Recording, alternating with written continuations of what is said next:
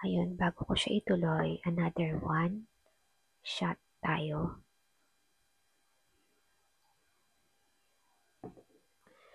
Iba yung nabili ko ang palaya, talagang kumakagat siya sa sobrang pait.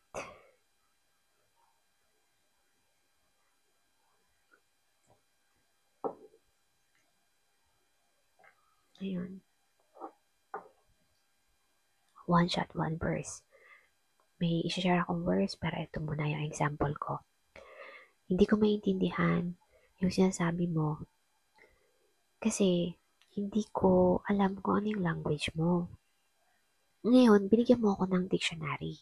Itong dictionary na to, ito ay hango o ito ay dictionary na nanggagaling sa inyo, nanggagaling sa bansa mo. Binigyan mo sa akin. Pinasa ko siya. Tapos, habang binabasa ko siya, sinusubaybayan ko yung mga sinasabi mo sa akin. So, ang tendency nun, wait lang,